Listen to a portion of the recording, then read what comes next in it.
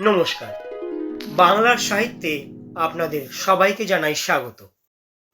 আজকে আমি আপনাদের গোপাল ভাঁড়ের একটি মজার গল্প পাঠ করে শোনাব। প্রথমে জেনে নিই গোপাল ভাঁড় সম্পর্কে কিছু কথা। গোপাল ভাঁড় গোপাল ভাঁড় ছিলেন মধ্যযুগের নদিয়া অঞ্চলের একজন প্রখ্যাত রম্য গল্পকার, ভাঁড় ও মনোরঞ্জনকারী। তাঁর আসল নাম গোপালচন্দ্র প্রামাণিক।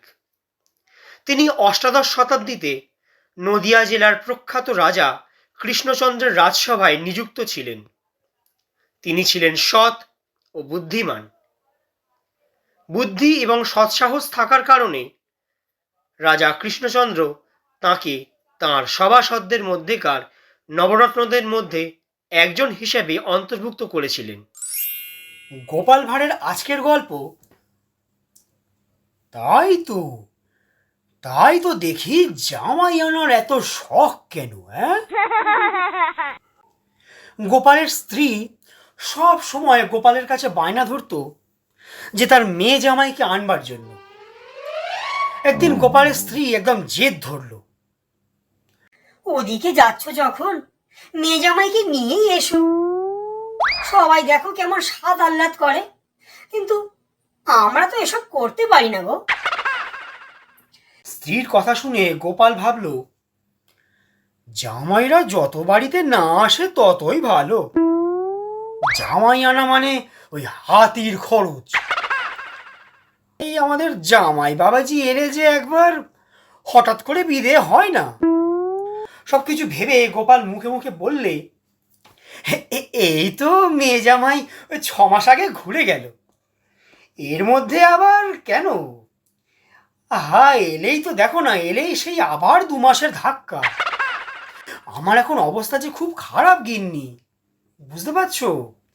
টাকার রোজগার ভালো হচ্ছে না। মেয়ে জামাই এলে সংসারের ধাক্কা আমি সামলাবো কি করে বলো তো?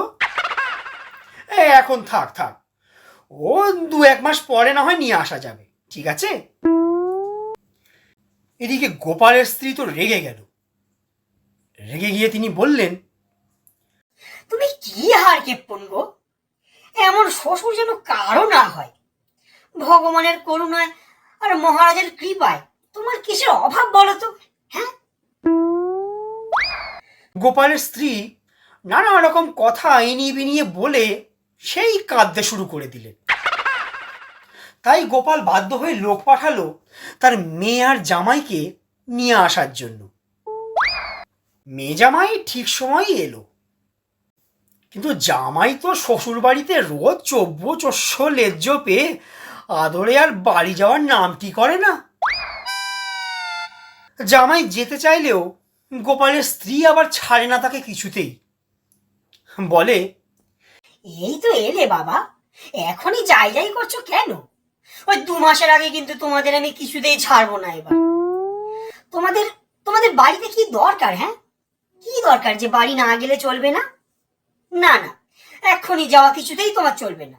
থেকে যাও তো বাবু, থেকে যাও। এদিকে খরচের বহর দেখে গোপালের রোজই তো চোখে সর্ষে ফুল দেখতে শুরু করলো। অবশেষে গোপাল ভেবেচিন্তে একটা বেশ মনের মতো উপায় আবিষ্কার করে ফেলল।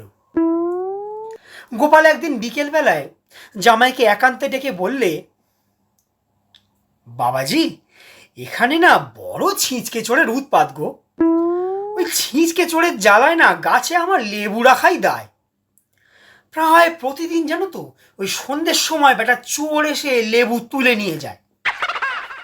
আমি সাবধান হয়েও জানো তো চোরটাকে না আজ পর্যন্ত ধরতেই পারিনি। যদিও বা ধরা যেত, আমি আবার সবসময় তো বাড়িতেই থাকি না, কি করে চোর ধরবো বলো তো?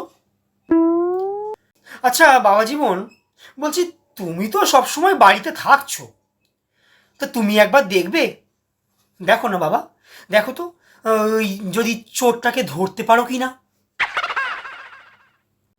তুমি না বাবাজি ওই সন্ধ্যের পরে না ওই আমাদের বৈঠকখানা ঘরে বসে একটু ওই লেবু গাছটার দিকে নজর রেখো।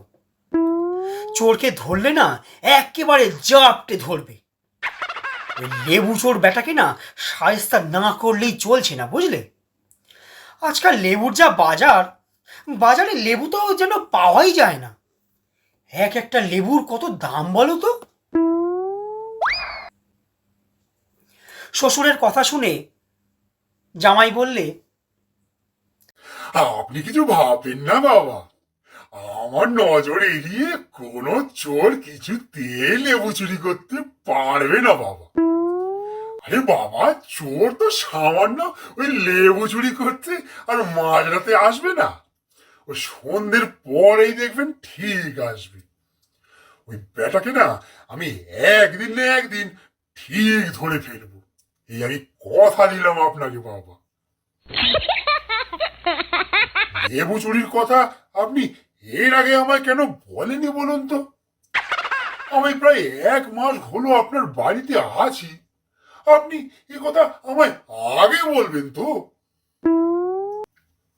সেদিন সন্ধ্যের সময় গোপাল বাড়ি ফিরে স্ত্রীকে চুপি চুপি বললে, এই যাও না যাও না, ওই লেবু গাছটা থেকে চট করে কটা লেবু তুলে আনো না, লেবু এনে আমায় শরবত করে দাও না।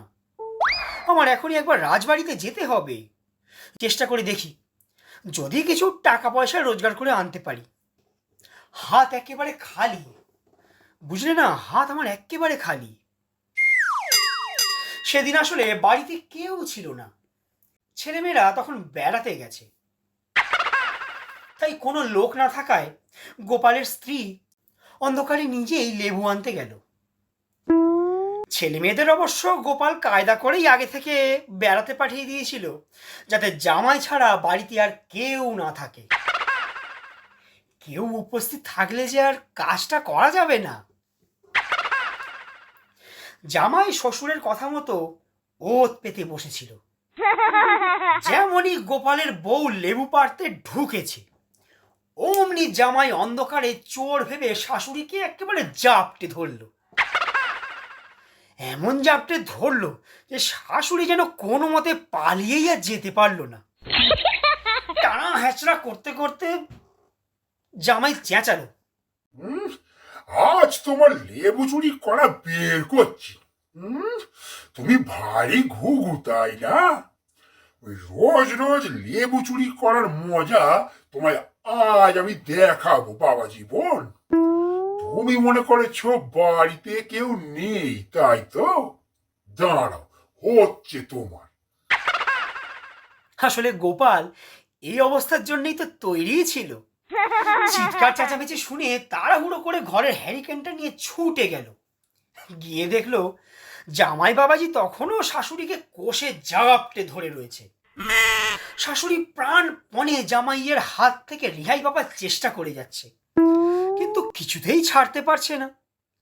দুজন দুজনের মধ্যে যেন ঝাপটা ঝাপটি হচ্ছে। তাই দেখে গোপাল বললে, তাই তো বলি বলে জামাই আনার এত শখ কেন? এবার তো আমার বুঝতে বাকি নেই। এই ঘটনায় গোপালের স্ত্রী অর্থাৎ শাশুড়ি যেমন লজ্জা পেল, জামাইও তেমনি ভীষণ লজ্জা পেল।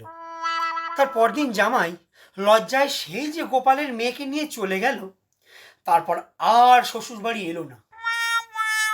গোপালের স্ত্রীও তার মেয়ে জামাইকে আনার কথা আর মুখ ফুটে গোপালের কাছে কোনো দিন উত্থাপন করতে পারল না। গোপাল সকল বাড়িতে তাদের মেয়ে জামাই এলে কেবল মুচকি মুচকি হাসে আর মাঝে মাঝে তার স্ত্রীর দিকে দেখে।